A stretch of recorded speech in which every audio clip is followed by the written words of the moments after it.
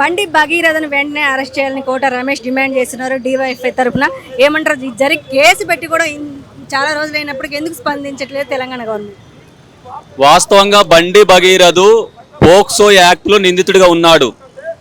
కేంద్ర హోంశాఖ సహాయ మంత్రిగా ఉన్నటువంటి బండి సంజయ్ కుమారుడిగా ఉన్నటువంటి బండి భగీరథు ఈ తప్పు చేసింది వాస్తవం. 17 ఏళ్ల మైనర్ బాలికని అత్యంత నికృష్టంగా లైంగికంగా వేధించాడు, మద్యం తాగించాడు, పలుమార్లు మానసికంగా వేధించాడని చెప్పేసి పేట్ బసీరాబాద్ పోలీస్ స్టేషన్లో కేసు నమోదైంది.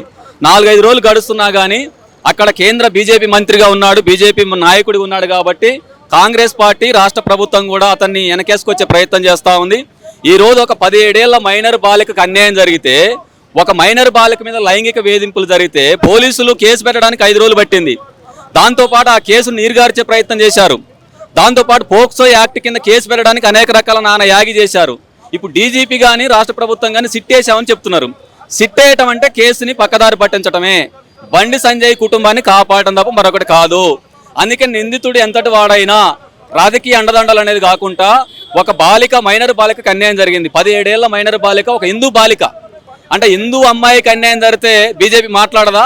ఇవాళ బీజేపీ మహిళా నాయకురాలు అనేక మంది ఎక్కడ అన్యాయం జరిగినా మా మహిళల మనోభావాలు దెబ్బతిన్నాయి, మా హిందువుల మనోభావాలు దెబ్బతిన్నాయని మాట్లాడుతున్నారు. మరి ఒక హిందూ మైనర్ బాలిక, 17 ఏళ్ల మైనర్ బాలిక, ఆమెకు మనోభావాలు ఉండవా? వాళ్ళ కుటుంబం మానసికంగా ఒత్తిడికి లోనైంది. ఆ అమ్మాయి అనేక మార్లు ఆత్మహత్య చేసుకున్నది. ఈయన వల్ల ఆ అమ్మాయి చాలా ఇబ్బందులు పడ్డది. మరి కాపాడాల్సిన పోలీసులు ఇవాళ హనీ ట్రాప్ అనే పేరుతో, అంటే నిందితులు పెద్దవాళ్ళు అయితే రాజకీయ అండదండలుంటే, బాధితులు సామాన్యులు పేదవాళ్ళు అయితే వాళ్ళు ఏదో హనీ ట్రాప్ అనేటువంటి ఒక మెయిన్ స్ట్రీమ్ మీడియా అత్యంత దుర్మార్గంగా ప్రధాన మీడియా సంస్థలన్నీ కూడా బండి సంజయ్ని కాపాడడానికి, లేదంటే బీజేపీ పార్టీకి అనుకూలంగా మాట్లాడాలని చెప్పేసి మీడియా వాళ్ళకు ఫోన్లు చేసి మాట్లాడుతున్నారంటే ఈ కేసు ఇంతకంటే న్యాయం ఏం కావాలి?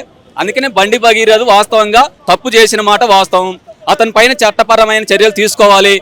బండి సంజయ్ని బర్తరఫ్ చేయాలి. కేంద్ర హోంశాఖ సహాయ మంత్రి నుండి తనకి ఏమాత్రం సిగ్గు ఎగ్గు ఉన్నా నైతికంగా బాధ్యత వహిస్తూ రాజీనామా చేయాలి, లేదంటే అతను పార్లమెంట్ సభ్యత్వాన్ని రద్దు చేయాలి. ఆ విధంగా చేయకపోతే మేము ఎస్ఎఫ్ఐ డివైఎఫ్ఐ మహిళా సంఘాలుగా రాష్ట్ర వ్యాప్తంగా ఆందోళన చేస్తా ఉన్నాం. అతన్ని అరెస్ట్ చేసేంత వరకు మా పోరాటం కొనసాగుతూ ఉంది. బీజేపీ నినాదం ఒకటి ఉంది, మహిళలను రక్షించుకుందాం, మహిళలకు విద్దిద్దామని. మరి మహిళలకు రక్షణ ఉందా ప్రజెంట్? అసలు బీజేపీ పార్టీకే ఆ నినాదాలకి ఏమాత్రం సంబంధం లేదు. హింసా సంస్కృతి, రేపుల సంస్కృతి, నేర సంస్కృతి బీజేపీ నాయకులది ఉంటది.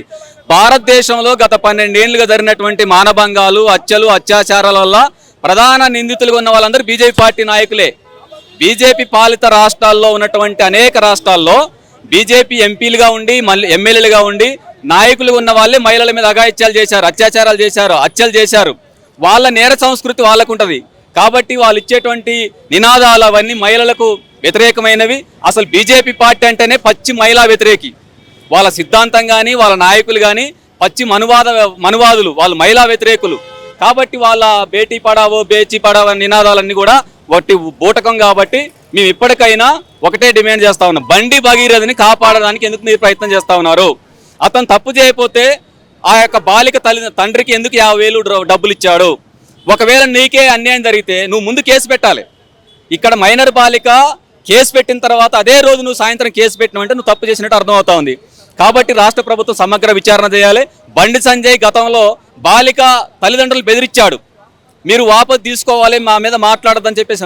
అందుకని బండి సంజయ్ పాత్ర మీద కూడా సమగ్రమైన విచారణ జరపాలి. అతన్ని రాజీనామా చేస్తాడా, బర్తరఫ్ చేస్తాడా ప్రభుత్వం తేల్చుకోవాలి. అందుకని వాళ్ళ కేంద్ర హోంశాఖ సహాయ మంత్రిగా కొనసాగే నైతిక అర్హత బండి సంజయ్కి లేదు. కాబట్టి ఈ రకంగా హత్యలు, అత్యాచారాలకి, మానభంగాలకి చేసే సంస్కృతి ఈ దేశంలో బీజేపీ పార్టీకే దక్కుతుంది. బీజేపీ పార్టీ నాయకులు హత్యలు చేసినటువంటి వాళ్ళు, అత్యాచారాలు చేసినటువంటి వాళ్ళు ఈ దేశవ్యాప్తంగా అనేక జైళ్ళల్లో ఉన్నారు. వాళ్ళంతా ఎవరు? బీజేపీ నాయకులు, స్వామీజీలు, బాబాలు, రకరకాల వాళ్ళందరూ కూడా ఇవాళ మహిళలకి వ్యతిరేకంగా మహిళల మీద హత్యలు, అత్యాచారాలు, లేదంటే మహిళల్ని అనేక రకాలుగా లోపరుచుకొని చంపినటువంటి చరిత్ర వాళ్ళకు ఉంది. కాబట్టి వాళ్ళ బీజేపీ మహిళా నాయకులకు మేము సవాల్ చేస్తా ఉన్నాం, మీకు దమ్ముంటే, మీకు చిత్తశుద్ధి ఉంటే బయటకు వచ్చి మాట్లాడండి. ఒక హిందూ మైనర్ బాలికకు అన్యాయం జరిగింది, ఆ అమ్మాయి మనోభావాలు దెబ్బతిన్నాయి కాబట్టి మీరు ఎందుకని మాట్లాడటం లేదు? అంటే ఒక ముస్లిం అయితే ఆ ప్లేస్లో, లేదంటే ఇంకో క్రిస్టియన్ అయితే మీరు పెద్ద పెద్ద నానా యాగి చేస్తారు కదా.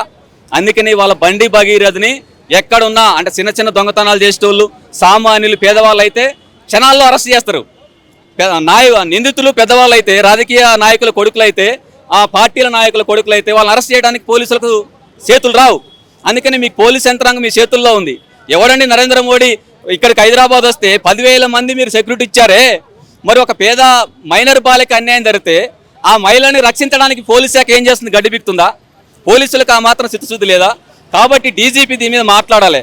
మీరు సిట్ వేయటం అంటే కాలయాపన చేయటం, సిట్టేసి విచారణ చేస్తున్నాం అంటే బండి సంజయ్ని బండి భగీరథని మీరు కాపాడే ప్రయత్నం చేస్తా ఉన్నారు. తక్షణమే రాష్ట్ర ముఖ్యమంత్రి 2 రోజులలో బండి భగీరథని అరెస్ట్ చేయకపోతే ఈ రాష్ట్రం అల్లకోలం అవుతుంది. అది బీజేపీ సమాధానం చెప్పాలి, కాంగ్రెస్ సమాధానం చెప్పాలి. లేకపోతే ఈ రాష్ట్రంలో అన్ని ప్రజా సంఘాలు ఐక్యమవుతాయి. అటు బీజేపీ విధానాలని కాంగ్రెస్ విధానాల మీద పెద్ద ఎత్తున మేము పోరాటం చేస్తాం.